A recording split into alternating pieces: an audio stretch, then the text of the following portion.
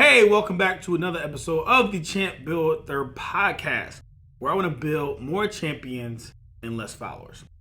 And I got something special for you today because it's someone who I really respected as a champion and as a leader. And a few weeks ago, he passed away, and that's the 4-star general, Colin Powell. What's up, champ? This is Gary Brackett. Some of you may know me as NFL player, Super Bowl champion, author, transformational speaker, philanthropist, dad, or just coach. And while all those are true, my most important role is as a leader. And as a leader, my goal is to create more leaders and fewer followers. I'm going to share my championship secrets with you in order to show you how you can become a champion in every key area of your life. No matter if it's self-development, business, fitness, social relationships, intimate relationships, finances, or spirituality, I want to give you some tools that you can use to build the life of your dreams. Welcome to the Champ Builders podcast. He was the first African-American U.S. Secretary of State, which is a very prestigious position. He worked for a multitude of presidents and also held several very high-ranking roles inside of our military. I think it was like 28 conflicts he was a part of. And he had his own unique leadership style. He wasn't one that would just bow down to leadership or bow down to his superiors. He would challenge them through his principles and through his hard work and through his almost ear to the ground type of strategy. Now, I want to share with you today, part of the Champ Builder mission is for us to become better leaders. And I think he had some great leadership lessons. He authored 2 books. He was a renowned speaker. And I just want to share with you some of his lessons. Obviously, we talked about the championship principles, and this kind of aligns with what I believe in. So I think it would be great that I could share these lessons with you today on this episode of the Champ Builder podcast. They're just leadership lessons from a true champion and really American hero. He was a guy that always put America first. And although I don't always agree with his politics, I definitely respect him as a leader. So here we go. Lesson number 1. Being responsible sometimes means pissing people off. That's right. Being responsible sometimes means pissing people off. The decision that you make as a leader may not always be the popular decision. But guess what? You have to make that decision anyway. See, as a leader, you're not trying to win a popularity contest. As a leader, you're trying to do what's best for the actual team. And also, when you're making decisions, while it may be best or better for some people, it won't be the case for everyone. And so many people get hamstrung about making decisions because they feel like, oh man, this isn't the perfect decision. Like, you can get over the fact that you're making the perfect decision, but as a leader, what you have to do is make a decision. And just know that you're going to piss people off in the intro.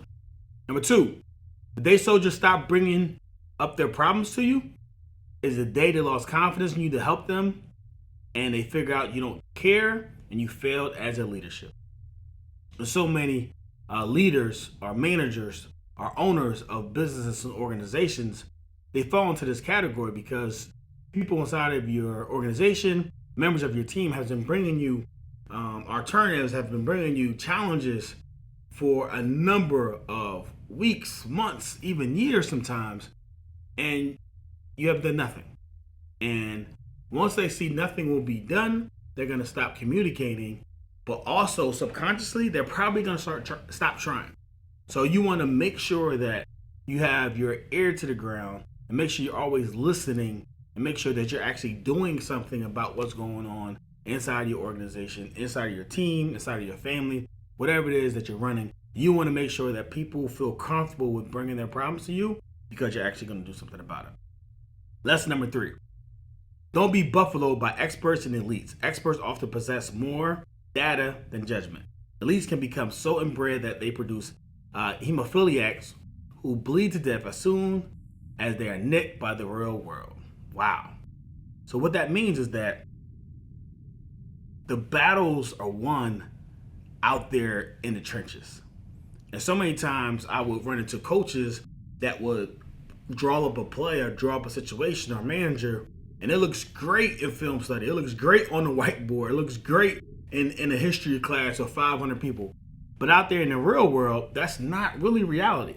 So while some of those lessons and principles you can model, really those that are involved in the battle really understand what is required for them to be successful. So don't get so caught up with this perfect ideal vision of what should happen and really go with what actually is happening out there on the battlefield. Lesson number 4. Don't be afraid to challenge the pros, even in their own backyard.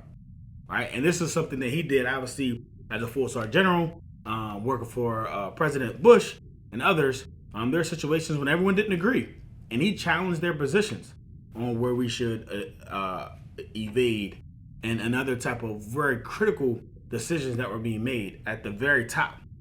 And, sometimes he would get some flack for it. But again, he was a man of principle. So you have to respect that as a leader, even if you don't agree with it. Number 5, never neglect the details. The details matter. They just do. The details matter. So you have to be very conscious of the details and very intentional about what you do with that information. So don't neglect the details. Lesson number 6, you don't know what you can get away with until you try. It's amazing how so many people like fake themselves out. Oh, we can't do that. That's too easy of a strategy. Well, maybe you can do that if you execute at a high level. And one of the things that I really respected and loved about Coach Dungy and his leadership, and I'm definitely going to do one of these about him, was his thing was like, hey, we're going to line up. We're going to trick people. We're going to out-execute them. So I'm sure 50, 70, 80% of the time, teams know exactly what formation we're going to be in, exactly what defense we're going to be in, and they had to stop us. And 90-something% of the time, they did not. We were very successful. And in fact, we had the most regular season games, victories in a 10-year span than any team in any decade of football. Wow, that's amazing. Any team, any decade of football, the Indianapolis Colts from 2000 to 2010 had the most regular season victories. I know, I get it. I'm going to get some flack because we won one Super Bowl.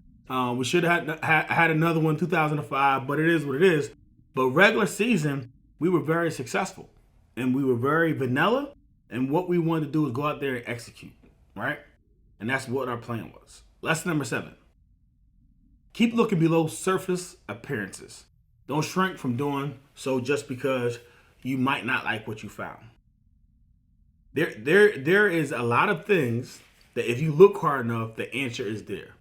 And so often, we don't want to look at that answer because you know why? Because it's dressed in overalls and it looks like hard work. But if you want to accomplish a goal, if you want to accomplish a dream, if you want to live the best life possible, you have to work for it. And as you keep on digging for these jewels, you keep on digging for this information, digging for what you need and what's required of you to become the person, or the man or woman that you need to become, to be, to do the tasks that you need to do, to reach your goals, you're going to find some things that you may not like. And guess what? That's the truth. And you're going to have to deal with those. So don't be afraid of the things that you find. All right? Lesson number 8. Organization doesn't really accomplish a thing. Plans don't accomplish anything either. Theories of management don't much matter. Endeavors succeed or fail because of the people involved. Only by attracting the best people will you accomplish great deeds. That's so true. Like, you have to be able to find great people and get out of their way. Find people that are capable, share your vision with them, and get out of their way and let them do what they do. As a leader, as a CEO, I always run by this notion, this motto of I am stubborn about my goals and flexible about my methods. How I want things done, right? What the tasks are, that's the goals. We're set. We're stubborn about those. But the methods, some people might have a different way to get there. And if they're tasked with that job and they're passionate about a certain type of way, you have to give them the freedom to kind of get that done. Because if not, it's going to fall up into number 2. They're going to stop asking you questions. They're going to stop coming to you with challenges because they feel like you're not giving them an opportunity to do their job. So hire good people and get out of their way. Number 9, organizational charts and fancy titles count for next to nothing. And a lot about what we teach in our Champ CEO program, where we help small business owners put in systems and put in processes to help scale. We talk about psychology and helps make sure that they get their mind right. We talk about promotions and make sure they can drive sales, make sure they're identifying the right products. But ultimately, we really want to focus on their people portion and focus on not necessarily organizational chart where you're just giving out names and titles. We want accountability charts. What are you accountable for inside your organization? And those roles and responsibilities should be listed out so everyone knows exactly who's responsible for what, so that you can go to that person in case you have a question in that area. So if I was an organization, if I was a team, and what I teach the people that I work with is have an accountability chart and put roles and responsibilities on who owns what inside your organization. Lesson number 10. Never let your ego get so close to your position that when your position goes, your ego goes with it. Be very careful attaching your ego into a job, a relationship, right? Your bank account, anything that could be fleeting, because if those leave, if those vacate, then what are you left with? So many people go through these midlife crises, and so many people go through these depressions because they are attached to identity to something that left.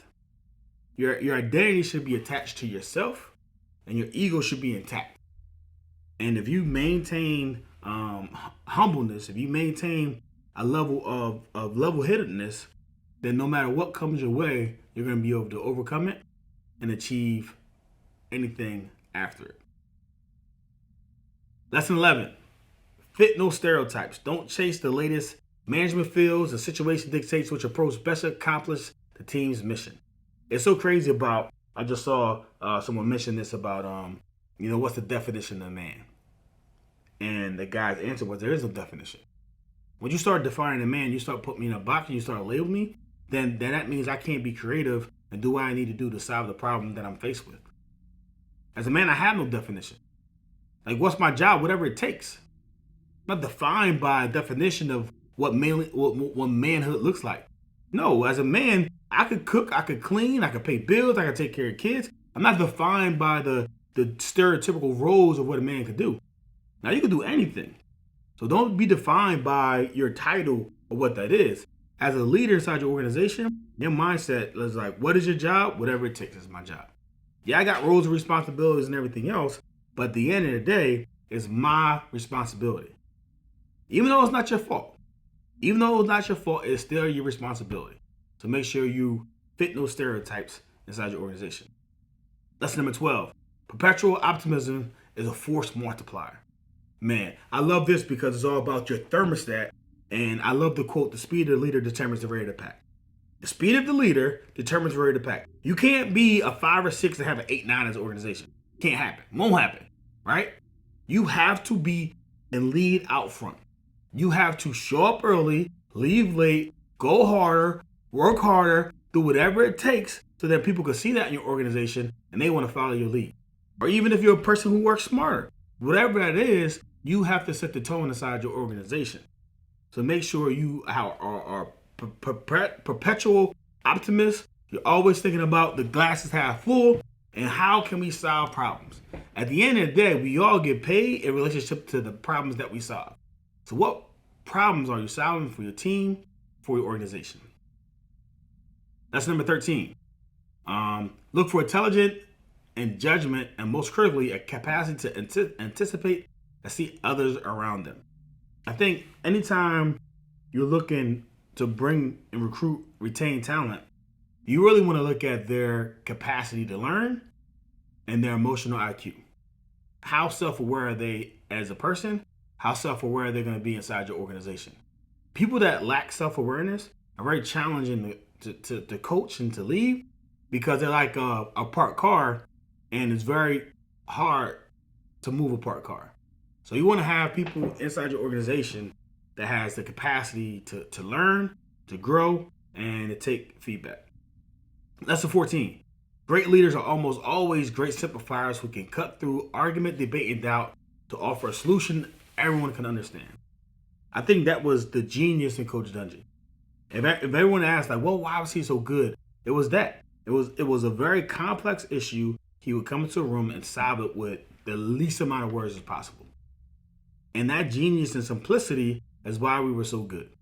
We weren't trying to fool anybody. We were just trying to be very clear about what we did. And again, out-execute your opponent. Lesson number 15. Part 1. Use the formula P equals 40 to 70, in which P stands for the probability of success, and the number indicate the percentage of information acquired. Part 2. Once the information is in the 40 to 70 range, go with your gut. It's amazing that so many leaders want to sit on their hand. I'm still finding out information. A lot of times you're not going to have 80, 90, 100% of the information you need in order to make that decision. You're going to have to figure out, you're going to have to learn, you're going to have to study, you're going to gather as much information as possible. And then at the end of the day, you got to go with your gut. Because I've learned that your inability to make a decision is actually a decision not to decide. Your inability to make a decision is a decision not to decide. And either way, you're going to be taken advantage of. Either way, there's a risk involved. So many people think, well, if I don't answer this question, if I don't respond, then that kind of removes me from the equation. It does not. You not responding is a response, and it's one of the most powerful ones that you can make. So if you're in a position to make a decision without all the information, you have to decide. Either way, it was the right decision, and you're going to make it right with your execution, or it isn't the right decision, and you're going to figure out sooner rather than later, and then you can pivot after you figure out if that decision was the right one or not. Lesson 17, have fun in your command. Life should be fun. It should be a great adventure. You should be learning, you should be growing, you should be having fun. Shouldn't be stale, shouldn't be robotic, right? You should be loose, play loose, what we would always say. That means go out there, have fun, roll the dice, take risks. Why not? Like, you could fail doing something that you don't want to do, or you could fail doing something that you love to do. You could fail at like just playing regular coverage and not jumping around, or you could jump around and be special, have fun, make plays. So for me, it's always the mentality, go out there and have fun. Because one thing that I know is we've all survived 100% of our bad days. So have fun along the way. Enjoy the journey. And number 18, and this is for my leaders out there, and I know you feel me, and this command is lonely. Once you manage the expectation that command is lonely, you're going to get real comfortable making leadership decisions. Because it's not about, making friends. It's not about who's going to be or feel some type of way about you because you made a decision that's going to make their life easier. No, you can't make your decisions based off of that. You have to understand that you have a job, you have a task at hand, and it's tough. And sometimes you're going to hurt people's feelings, and sometimes it won't always positively impact everyone in the organization. But you still got to make that decision. And sometimes it will get lonely. And that's exactly why I think that you should always have coaches. You should always have people around you that when you can't speak to someone in your organization, you have someone outside your organization can look from the outside in, and that can help you make those tough decisions and help you not feel alone. So if you're not a part of a group, if you're not a part of a program, a community, I'd like to invite you to mine. I have a Facebook group called the Championship Huddle on Facebook. And I have several programs that I would love for you to reach out, maybe set up a call, and see if we can help you and your organization. Also, keynote speaker, we're rolling out more dates, speaking dates for 2022. 2021 calendar is getting full, so there's only a few spots left. But I'll go in, help organizations create championships cultures by breaking down some of these leadership lessons, but then giving them more and more deeper lessons and tasks with worksheets that they can do to uncover what they need to do, what tools they need to possess in order to create that championship culture. Look, it's possible. It's possible that you could create a championship culture in your organization, in your family, on your team, but it's going to require work. And it may get lonely. So my advice to you is look for some help. All right. And the reason we ask for help, not because we're weak, is because we want to remain strong. All right, so that's what I got for you today. Colin Powell, salute to you, sir. Definitely respect what you've done. I honor you, true hero, true champion. Thank you for your service. And I hope you all learned something from his 18 leadership lessons. And I hope you visit us on another episode of the Champ Builder Podcast.